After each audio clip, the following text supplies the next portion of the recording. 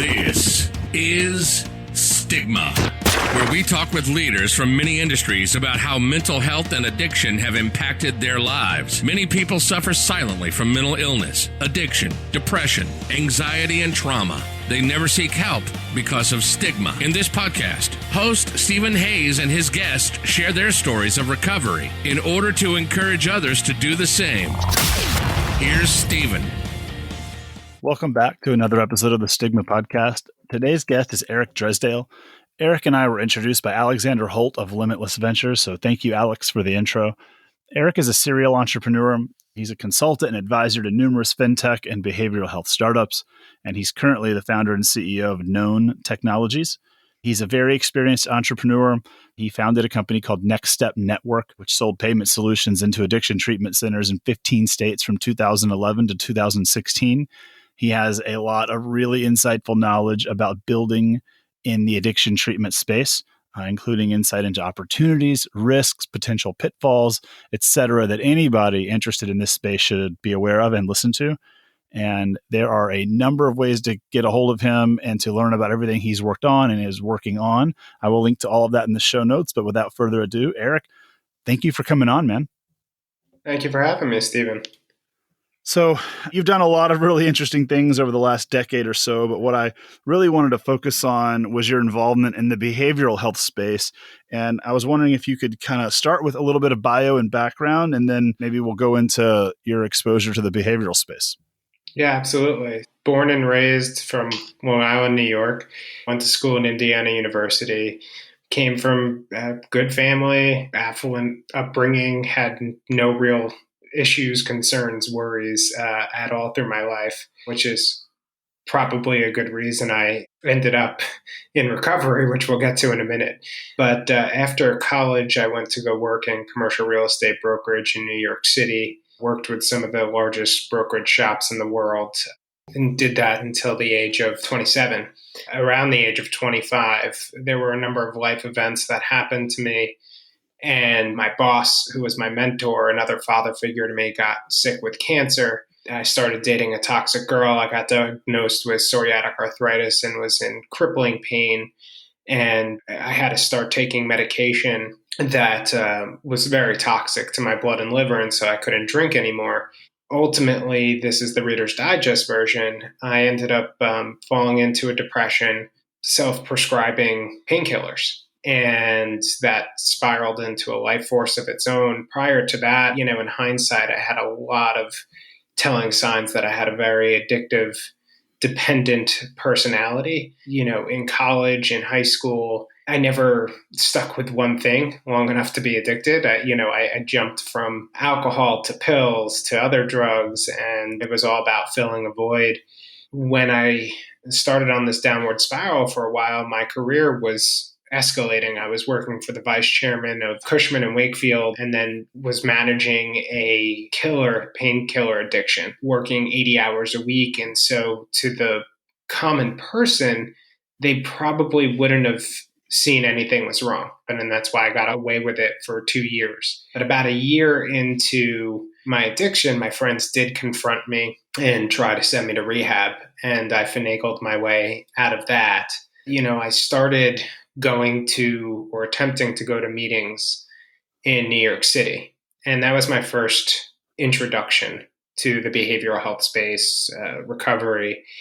And I would go to these, true basements in churches in New York City. And it was a turnoff. I didn't feel like I fit in. I remember my first meeting, they asked newcomers to introduce themselves. And, I just broke down, right? And I just started sobbing and telling my story. And they said to me, okay, kind of cut me off. Thank you. Let's talk after. And I didn't understand, first of all, that what they really meant. So I looked at it as though this wasn't a place of help, right? They were shutting me down. They didn't care about my story. But the other problem that I had was I just didn't feel like I fit in. I was a suit and tie guy.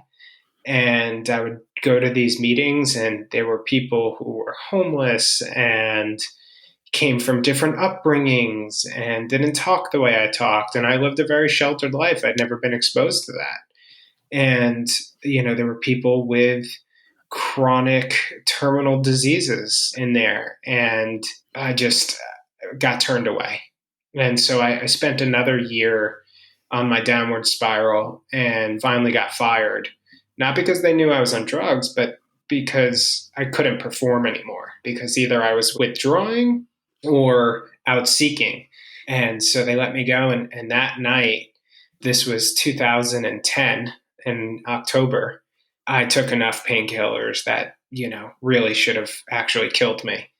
And I woke up the next morning and looked in the mirror and just said, I can't do this anymore. And so I wrote a really long, dramatic email waving the white flag to my mom.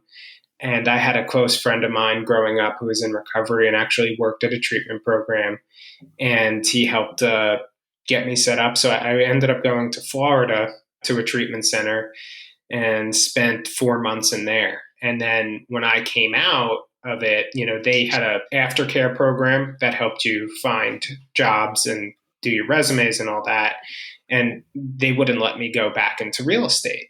And so I ended up going and getting what I'll call a job, not a career. And through my roommate and my brainstorming, we came up with the concept of Next Step, which I can tell you about if you're interested. But that was my introduction. That was my long way of getting to the introduction to the behavioral health space. It was very unplanned and organic and through life experience. Yeah. So tell me what Next Step was.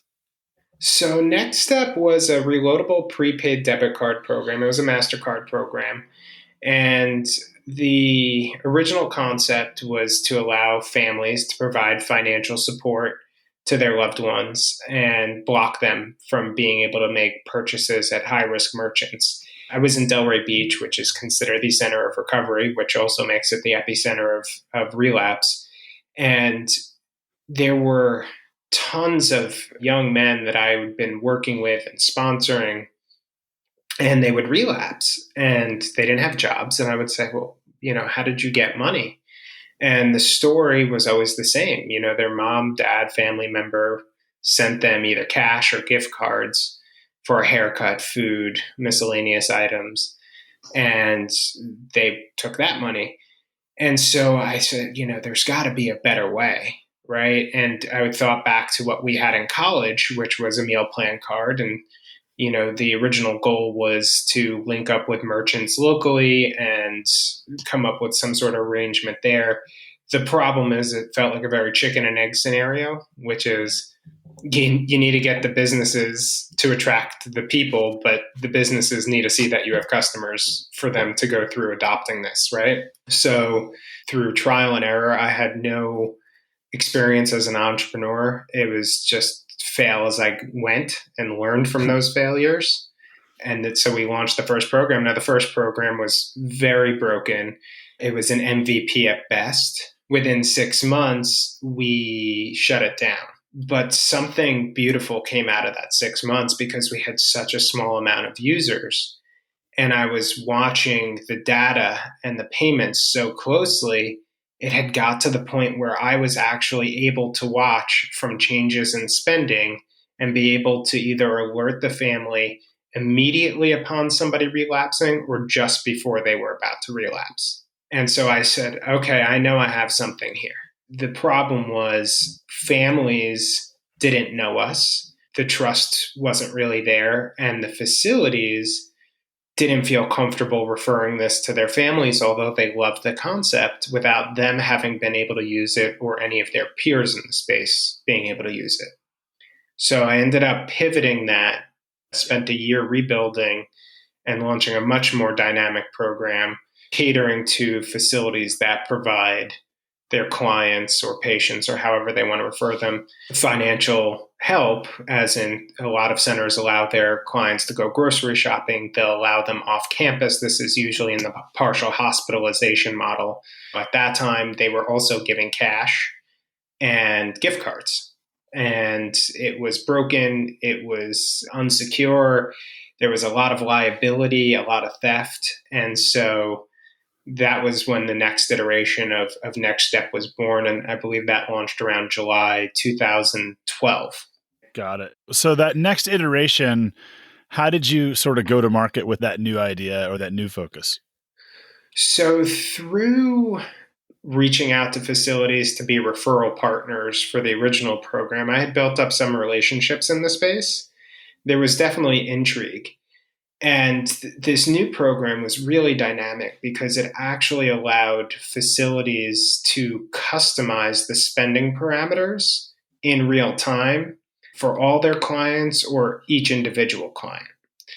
And so the first couple facilities that I onboarded were actually really well known and thankfully very well respected facilities. And so I don't know if you want me to share who they are or not. Yeah, I'd be happy to.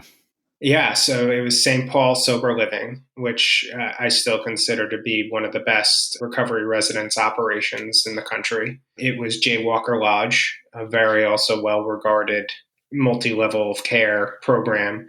And then it was, oh man, now I'm going to blank on it. They're in California, but Southern California, 100-bed program that also had an incredible reputation. And so we had these amazing top tier first clients that were willing to be our beta user as well.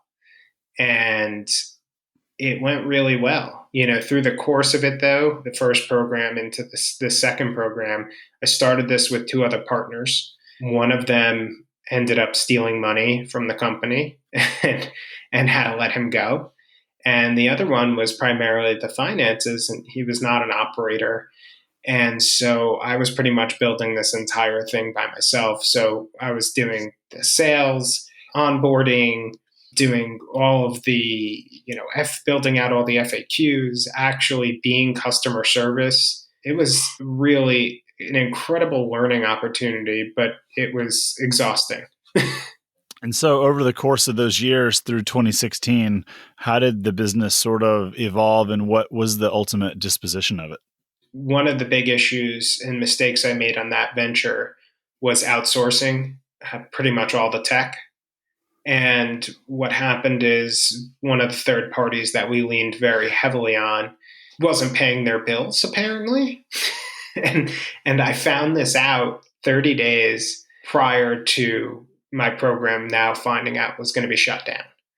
And so I ended up having a relationship with the company that acquired it. They were doing a similar technology type of platform, but for caregivers of senior citizens. And I knew that they wanted to get into the addiction and mental health space. And I approached them, and we came out with a fast but very, I would say, favorable acquisition for all involved. And so, yeah, in 30 days, I managed to sell the company, convert, I think it was of the 70 to 75 facilities, able to convert about 50 of them, transition them to the new program with thousands of cardholders, shut everything down with little to no disruption to anyone. That was an exhausting month. I'm sure. And so you've leveraged, yeah, I'm sure it was. And you've leveraged that experience now to be sort of an advisor of sorts to a number of companies in the behavioral health space. Is that right? Yes. So can you tell me a little bit about how you met those companies, what those companies are doing, where their focus is, and just sort of, give us some insights that you've derived on building businesses in this space? Yeah, so I was one of the earlier companies kind of bringing new tech to the addiction space. There wasn't a whole lot of tech. Next Step became pretty well known, and it was really innovative, and I built up a very nice reputation for myself. Did some amazing work with people along the way. The Treatment Research Institute out of Philly, UPenn being one of them, a gentleman by the name of Dr. Gastfriend. We did a partnership with them for a little bit. And he saw the huge value of what's called contingency management, right? Which is assigning rewards for either positive or negative behavior. He and his son ended up starting a company that's doing very well now. there's just been along the way, a lot of these tech companies have found me or I found them, and the struggle amongst everyone has always been the same. And so I've done my part to just either warn or educate people about the issues that lay ahead of them. What are some of the biggest issues that you encourage people to look out for in that space? So there's a few. There's not a lot of transparency and camaraderie, so to speak, about best practices and what's working and using and collaborating on evidence-based care. So it's extremely fragmented. And then it comes down to who owns and runs these facilities and how the facilities are operated. I lump it into three buckets. In the first bucket, the people who started this as a labor of love, right? They're usually in recovery. They started this not in any intent to get rich, but to just help people recover. The second bucket are the ones on the opposite side of the spectrum, and they're in this for the greed. And they're the ones you read about that are racking up drug test dollars and burning and churning patients and patient brokering, and it's awful. And then you have the third bucket, which I put into the real minority, which are just really well run programs that really care about care. And in delivering good care, they're running good businesses also. What do you think the future of this industry looks like? What do you think 10 years from now this space looks like for an entrepreneur who's trying to, I guess, skate to where the puck is going to be? Where is this industry going? So there was roll-ups happening a few years ago, right? And you saw bigger players coming in and you saw a lot of private equity. I believe that there will be further roll-ups in the future. So much of what happens in this industry lies at the hands of the payers. And until the payers can come up with an effective way, and there's been talks for years about how they're going to do it, but I believe it needs to turn to primarily outcomes-based pay. Until they can do that, I just see it staying fragmented. So I think it's going to stay fragmented for a long time. And part of that fragmentation is what I said, which is, there's evidence-based care, but outside of that, there's very little standards. Until there's better standards and more professionalism, I don't see the industry turning around so quickly. And if you were an entrepreneur setting out to build in this space, but you weren't certain what it was your product would be yet, where would you start? What's ripe for disruption in this space right now? I would probably, although it's somewhat of a crowded space, I would probably still go after EMR, the electronic medical records. There's been a few better ones that have come out over the years, but they're still very broken and not loved. So I still believe there's a lot of disruption available in the EMR space. And the reason I suggest that space is when you're looking at the other technologies, whether it's outcomes or a financial tool or anything like that, those are nice to haves right now, right? Because outcomes aren't mandatory, the adoption is difficult. EMR is a requirement, right? So if I'm going after the space, I'm going after what's a requirement or something that has a material impact on the top or bottom line.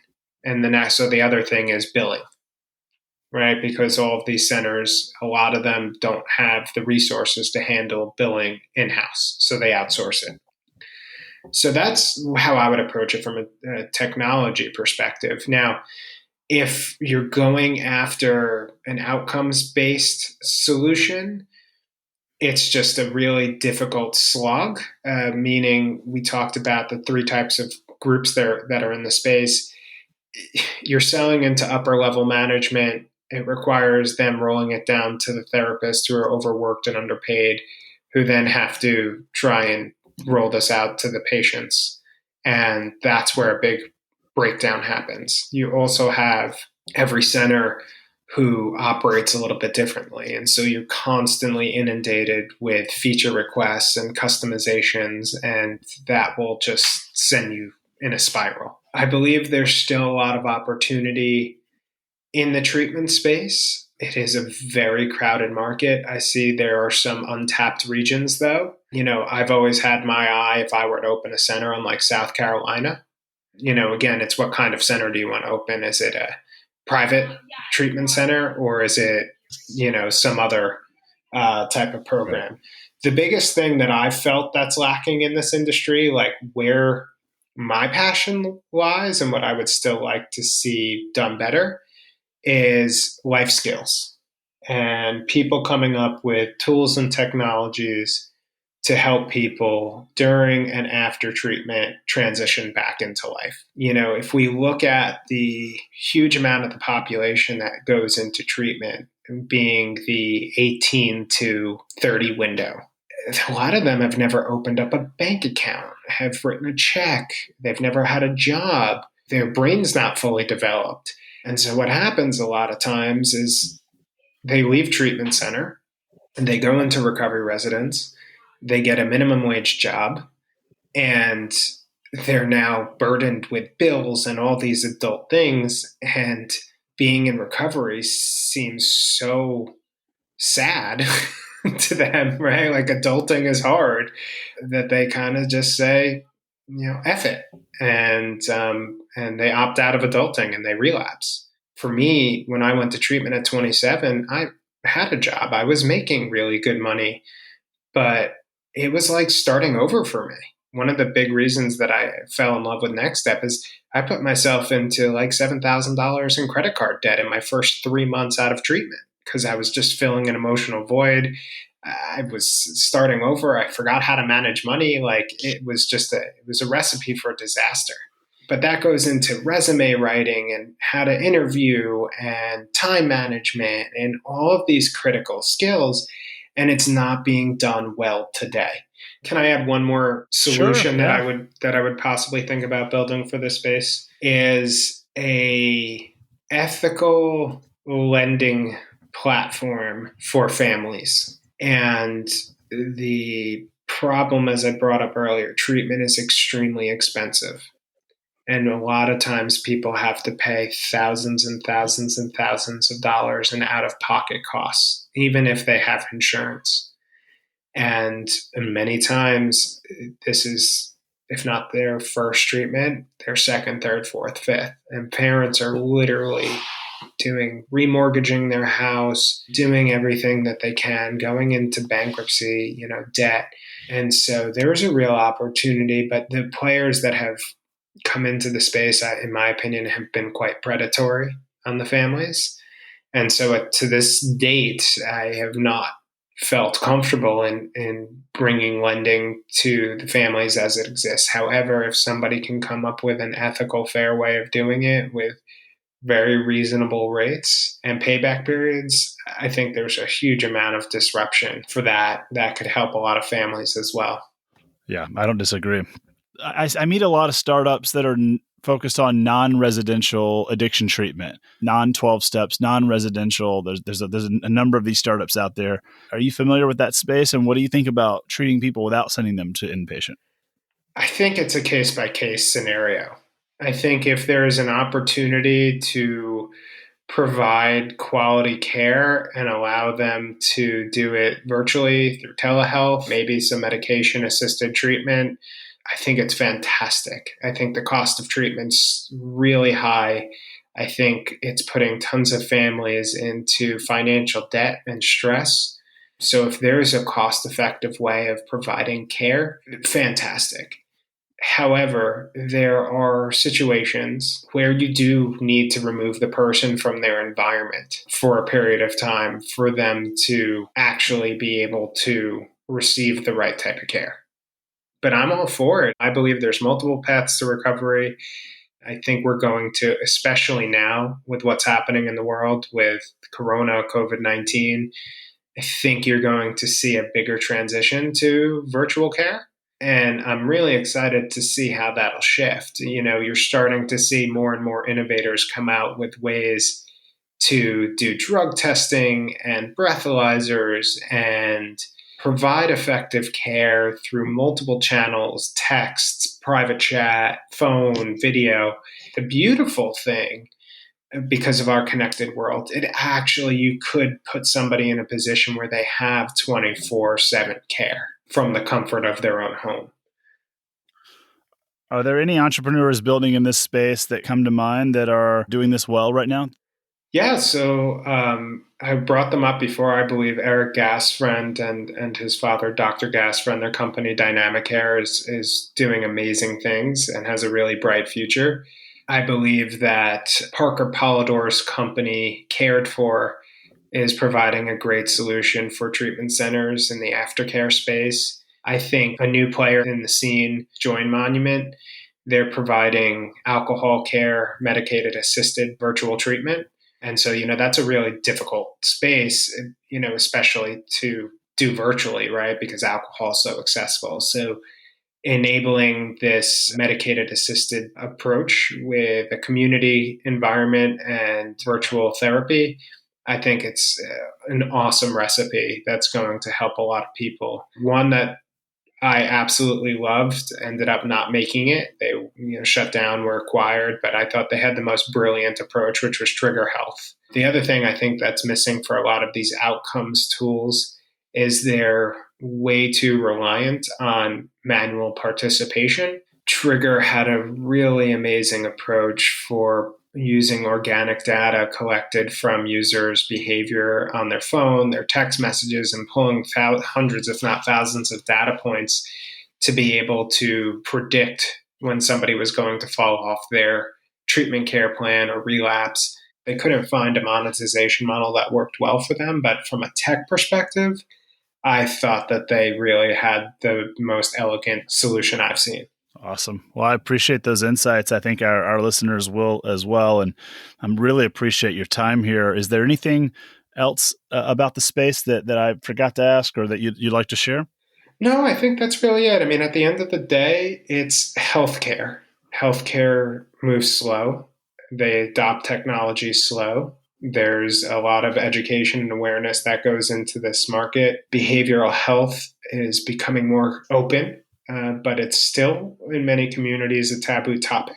Just keep in mind when you're going after this space, there's a ton of opportunities for disruption. Just be prepared. If you're selling into treatment centers, it's going to be a long sales cycle. It's going to be painful. Mental health doesn't have the same stigma anymore that addiction still does. So you see a slew of mental health apps, right? CBT, DBT. Why is there a difference in the stigma between the two? And I've felt it and seen it. Yeah. I feel like even in my own church and in my own community and in my own family, I don't really ever get any pushback about taking medication for bipolar, but I still get this sort of, those AA meetings or those NA meetings, or it's kind of like, people just, I get it, but I don't know why. Yeah, it's stigma, right? It's just stigma. Some people, let's say almost every single person in this country, if not world, now knows somebody who went through something like this, right? When it touches you, it can leave a really bad traumatic experience for many people. People have transference. So whatever their experience with the person in their life was, they're putting onto you. Media over the years has, really made it a ugly view. It's only in recent times that you're starting to see the positive side. And so I believe that we'll get there, and I believe that we're getting there. And unfortunately, because the opioid problems become so terrible, it's becoming more commonplace. And that's why, and more celebrities are speaking out. So I think we're on the right path. It's just going to take a little bit more. So you just got to keep all of that in mind whenever you're bringing a product to market in this arena. Well, look, man, I really appreciate you coming on and doing this. This turned out to be really educational, and I think there's going to be a number of founders, entrepreneurs, clinicians, professionals in this space that will learn a lot from what you've had to say. I think you educated the public about what's going on in this space and why it's hard to solve here, and I think you've done a lot to help our primary cause, which is reducing stigma. So thank you so much for your time. All right. Thank you for having me. A special thank you to Eric for coming on today. Really grateful to have him here. We are going to link to a number of the things he mentioned in the episode in our show notes, as well as his contact information, which will also be on our website. You can find us at stigmapodcast.com. And I wanted to say a very special thank you to our listeners for being here. Your continued and increasing support is what makes this possible. And if you enjoy our content, then we would be ever grateful for a like, a subscribe, a review on your podcast platform of choice. And as we grow our following, we are able to bring you more and more mental health content. And finally, we really want to hear from you. You can contact us on Twitter at StigmaCast, and you can also email us at info@stigmapodcast.com. We would love to hear your thoughts on this episode and any of our others. And thank you again for being here.